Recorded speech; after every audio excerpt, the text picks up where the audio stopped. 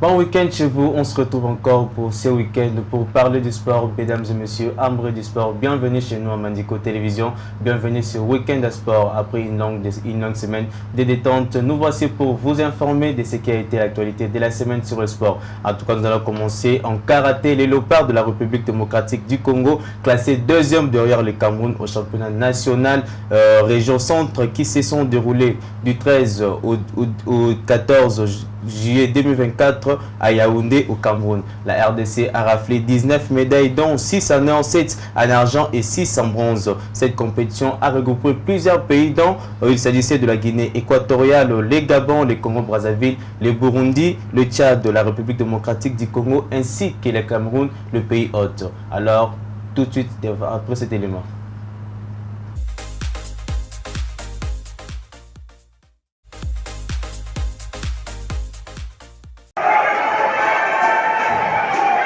Deuxième, sur la place occupée par les léopards karaté de la RDC lors des championnats d'Afrique région centre derrière le Cameroun, pays hôte, tenu du 13 au 14 juillet 2024 à Yaoundé.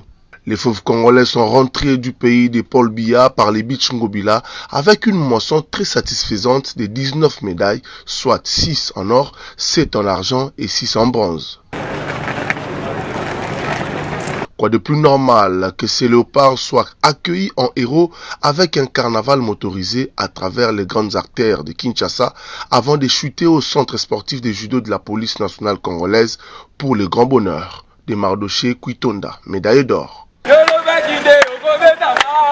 Je suis fier de moi et fier de mes coéquipiers, vu qu'on a travaillé pendant 2 mois pour cette compétition, vu que le championnat d'Afrique centrale, ce n'est pas une compétition facile.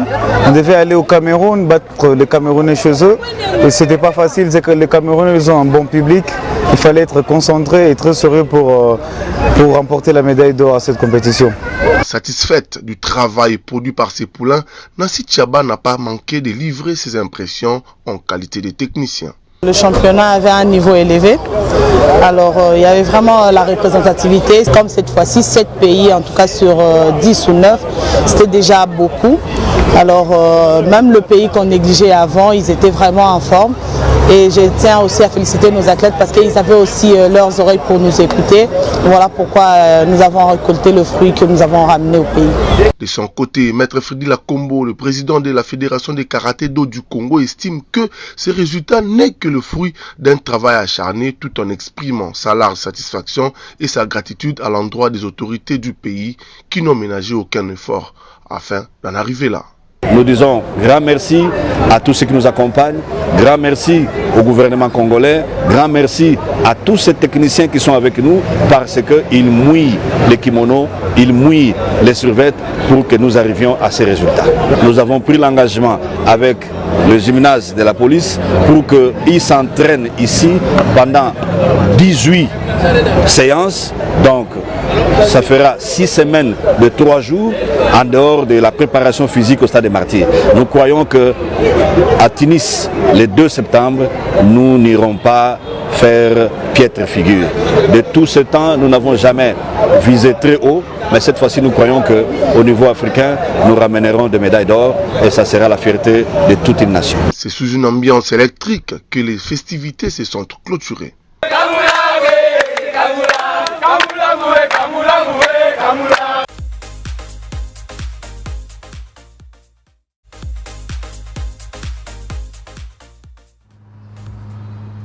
De retour sur ce plateau, parlons football. À présent, c'est depuis le 14 juillet dernier que l'Euro, le championnat d'Europe, qui regroupe plusieurs nations de l'Europe, avait pris fin avec une finale qui s'est déroulée entre l'Espagne et l'Angleterre, qui a vu l'Espagne la remporter sur 2-1 devant l'Angleterre. Alors je ne serai pas seul sur ce plateau pour en discuter, je serai avec un analyste nous allons parler, dispatcher sur ce qui a été l'Euro 2024. Alors je m'en vais les saluer.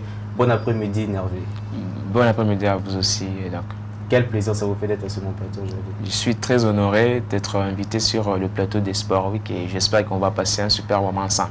Ok, alors entrons dans le vif du sujet. Quel a été le bilan qu'on peut tirer de cet Euro 2024? Voilà, le bilan est, je dirais, positif dans l'ensemble parce qu'on a eu une compétition qui a été à la hauteur même si en termes de propositions dans le jeu, ça n'a pas été vraiment très emballant, mais c'est une compétition qui a gardé toute sa magie. On en a vu avec le dernier match de la finale, où on a vu des équipes très compétitives qui se sont battues jusqu'au bout. Et dans l'ensemble, la compétition a été au top. Malgré le petit couac organisationnel, on a tous vu avec ce qui s'était passé avec le débordement de la pluie, mais ce sont des phénomènes naturels. Mais dans l'ensemble, la compétition a été vraiment très remarquable. Alors, au niveau de l'intensité de la compétition du début jusqu'à la fin, est-ce que comparé à d'autres éditions de l'Euro passées et celle-ci, est-ce qu'il y a qu'on peut comparer que celle-ci est meilleure plus que les autres ou bien ça a été normal, si l'intensité a été à la hauteur? Déjà, chaque édition est différente. Mais si on peut faire une comparaison avec l'édition précédente, il y a une baisse d'intensité dans la proposition de jeu. Donc, les équipes sont restées beaucoup plus tactiques. C'est ce qui a fait que non, il n'y avait pas la fluidité dans le jeu, surtout lors de phase de poule.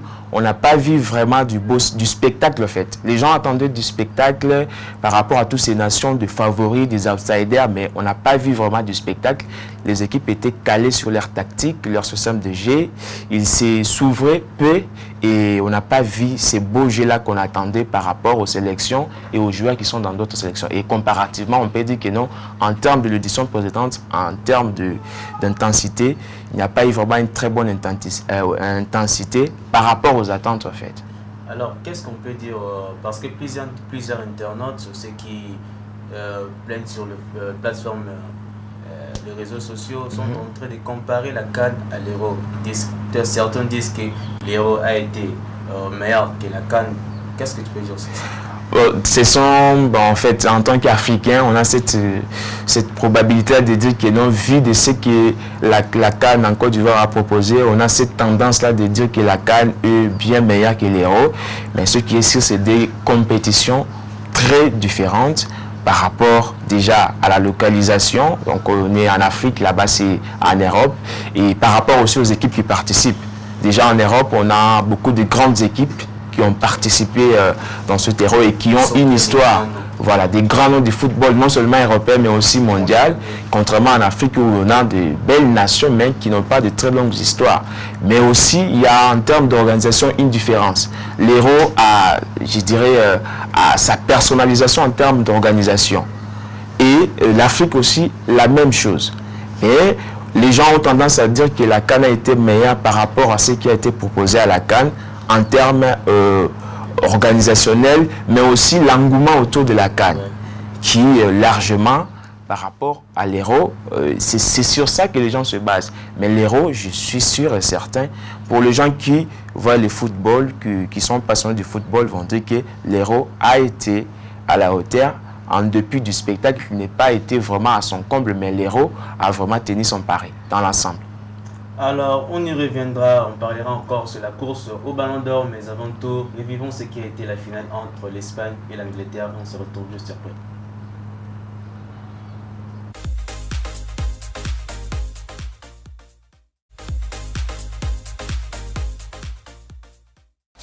يمشي منتخب انجلترا جول جول جول جول جول جول جول جول غطى علي لابورت سكر علي لابورت وصل كرة بلينغهام اضرب كرة مش ممكن جول جول العبرة بالخواتيم سيناريو انجلترا في هولندا تكرر ولكن في الاتجاه العكسي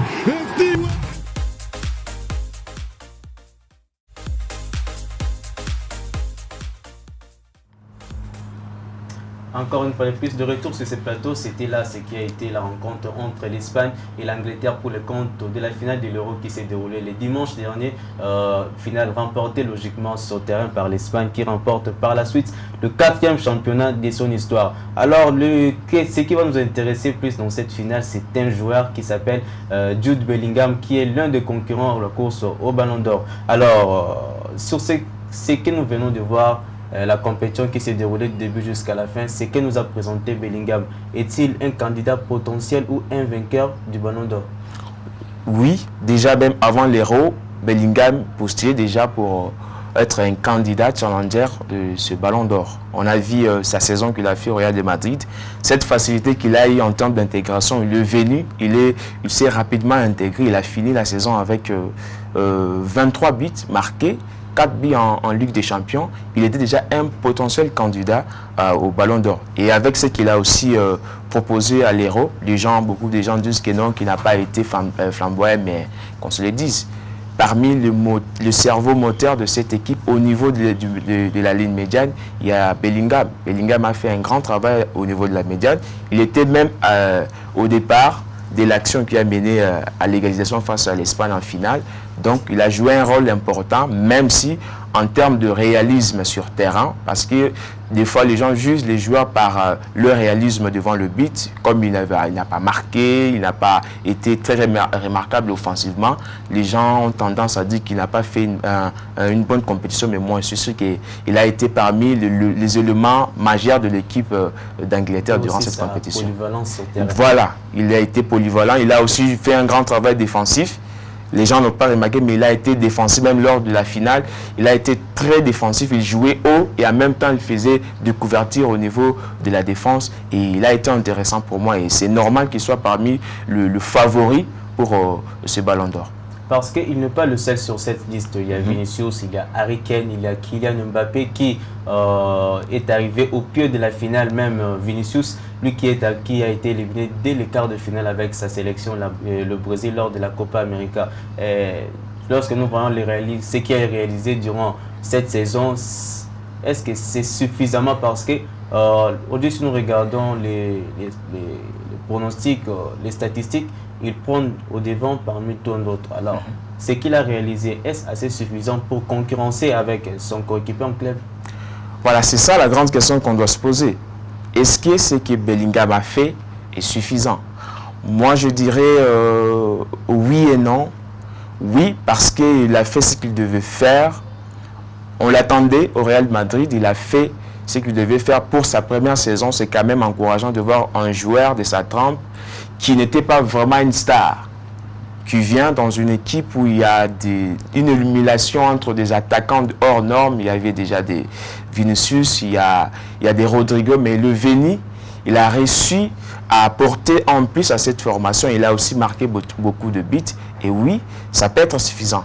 Mais d'un autre côté, comparé à son coéquipier qui est un concurrent, on peut le dire pour cette consécration, Vinicius, lui aussi, il a été remarquable. Très remarquable même, que ce soit en championnat, que ce soit en Ligue des Champions. Il a fini avec 24 buts, si bien en Ligue des Champions. Il a surtout marqué le début de la finale pour le Real. Et malgré qu'avec le Brésil, ça n'a pas été flamboyant. Il a marqué 2 buts en phase de poule. Il a été suspendu lors du premier match à élimination directe. Mais dans l'ensemble, il a fait une saison incroyable. Et je peux me dire que ça peut déjà à ce niveau, c'est joué entre ces deux joueurs-là du Real Madrid. Et Bellingham, oui, peut aussi postuler pour un favori.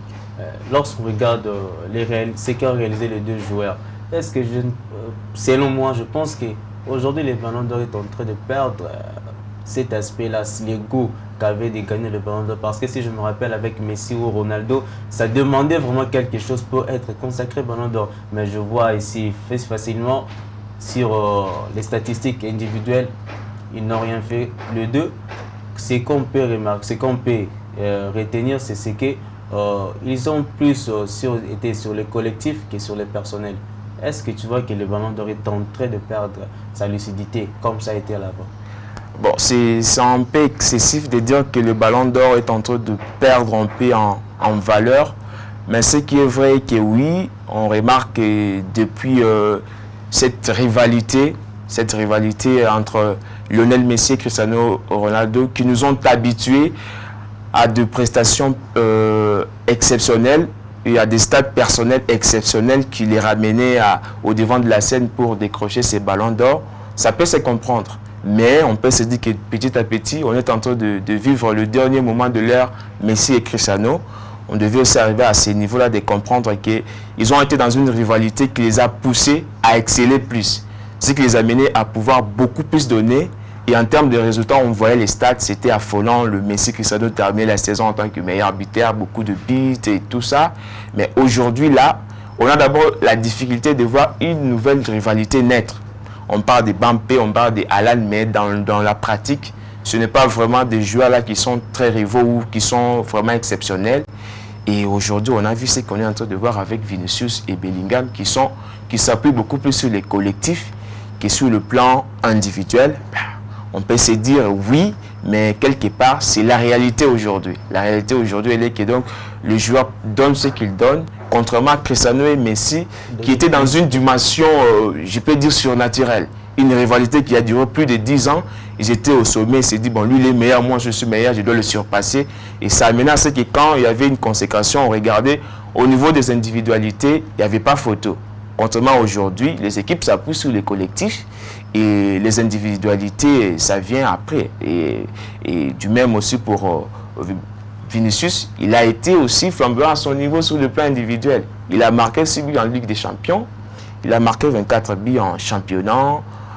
Donc c'est quand même suffisant en termes individuels, même si on n'arrive pas vraiment à ressentir les individualités en termes de... Parce que cette récompense aussi s'appuie beaucoup plus sur les individualités.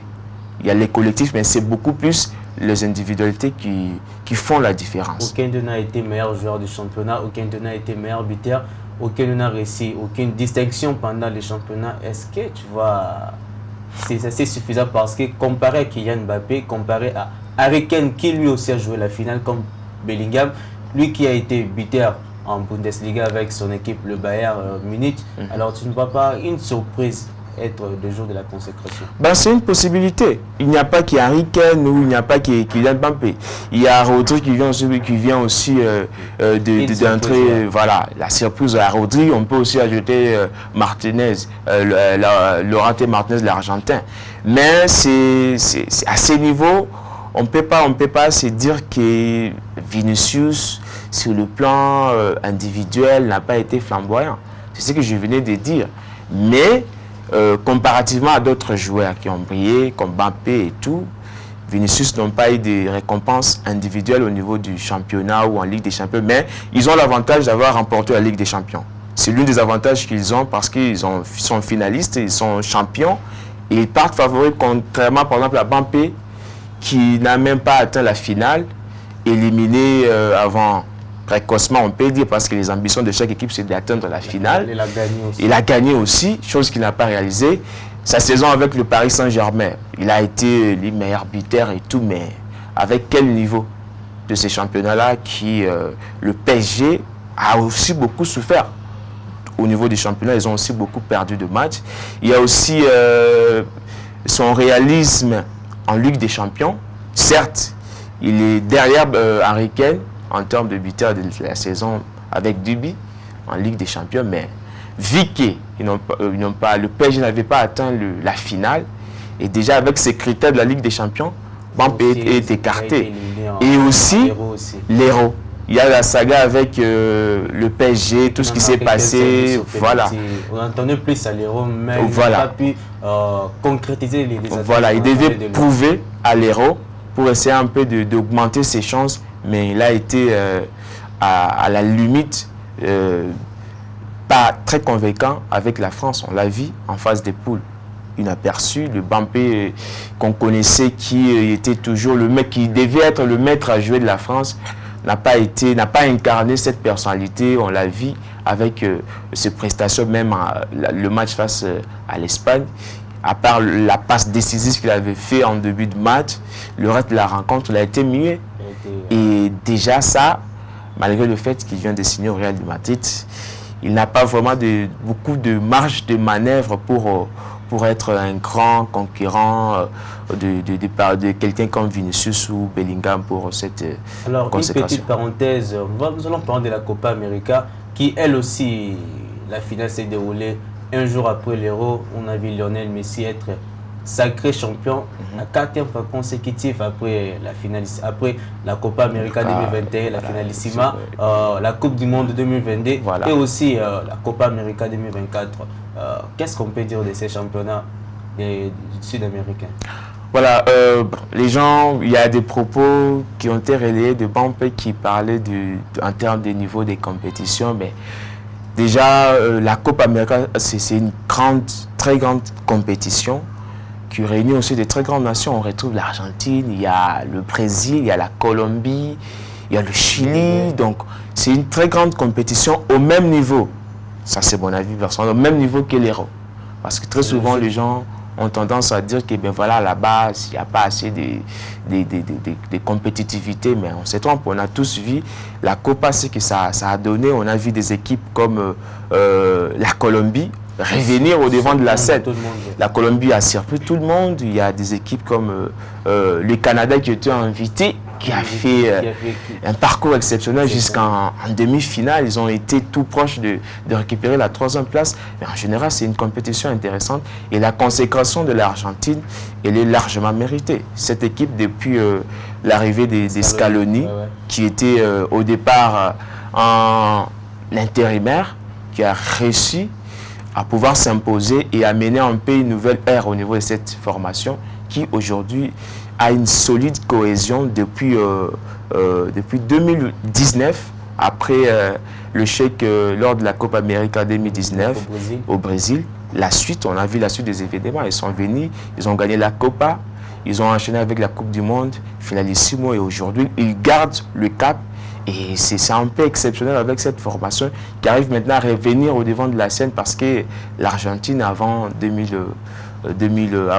l'arrivée à la tête des Scaloni, c'était catastrophique. On a vu le Mondial 2018, c'était pas vraiment, l'Argentine n'avait pas cet esprit, voilà, Sampaoli, voilà, n'avait pas réussi à installer un collectif fort, chose que Scaloni aujourd'hui fait. On voit une équipe collectivement très forte, qui a un peu l'envie de gagner, le collectif qui passe, cette envie-là de gagner, c'est ce qui amène l'Argentine devant de la scène.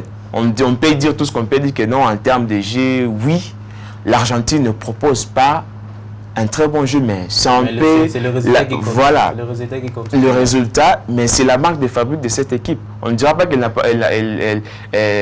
l'Argentine n'a pas démérité, mais c'est un système de jeu installé par Scaloni, qui préfère jouer dans la dépossession du ballon, le seul du ballon à l'adversaire, et essayer de, par des contre-attaques pour faire mal à l'adversaire. Et jusque-là, comme on dit, on ne change pas l'équipe qui gagne ou la tactique qui gagne, ça marche, et c'est ce qui amène cette belle génération dorée qui était malheureuse, mais on voit déjà les choses ont changé depuis quelques années. Alors, nous sommes presque à la fin. Un mot de la fin pour toi. Déjà, je dirais que les gens doivent s'attendre à une surprise lors de la consécration du Ballon d'Or, parce qu'il y a encore des challengers. Je parlais de Rodri, Martinez, il y a aussi Messi, même s'il n'a pas été flamboyant, mais on peut s'attendre que la consécration cette fois-ci sera aussi à la hauteur. Il y a des grands joueurs qui concourent. Et en dehors de ça, les compétitions ont pris fin. L'Hérault, la Copa América, on a vécu des moments exceptionnels. Et voilà, il y a une nouvelle saison qui va commencer d'ici là. On espère qu'on va encore retrouver les hauts niveaux, au niveau des championnats, mais aussi par rapport au calendrier de la FIFA. Ce n'est pas la question aujourd'hui, mais on peut aussi en parler, que donc la saison qui commence et celui-là qui viendra, le calendrier est trop chargé. On espère que les choses vont aller bien pour tous les championnats, les grands championnats européens du monde. Alors, pour finir, parlons de Léopard Event de la République démocratique du Congo après Rabat. Un focus s'est fait sur le travail continu pour la République démocratique du Congo. Cette fois-ci, la fondation de l'équipe nationale est consacrée à l'équipe locale qui se prépare depuis le 18 juillet au centre Kouroura. Depuis, le staff va permettre à ce que les Léopards puissent mieux entamer les éliminatoires de la Coupe d'Afrique des Nations Event qui sera dans l'été de septembre prochain, où nous allons voir les équipes qui vont se débattre pour une place pour la CAN qui sera pour bientôt. Alors, c'est avec Nervi que nous mettons un point à cette édition d'aujourd'hui. Merci d'avoir répondu à mon invitation. Merci d'avoir été si beau dans mon émission. Merci pour l'invitation. On est là pour le sport. On est toujours là pour venir apporter un peu notre petite contribution pour l'évolution du sport, que ce soit sur le plan national ou international. Ça a été vraiment un plaisir pour moi et on sera toujours là pour venir parler sport. Merci beaucoup. En tout cas, le plaisir est partagé. Merci, chers téléspectateurs, de nous avoir suivis. Merci d'avoir accepté Mandiko TV d'entrer dans vos maisons. Merci d'avoir été, j'ai dit un grand merci à l'équipe technique qui nous a accompagnés et vous aussi qui nous suivez à la maison. Merci. Alors, nous vous fixons rendez-vous au prochain week-end pour le même plaisir, pour le même résultat et à très bientôt. Au revoir. Bye bye.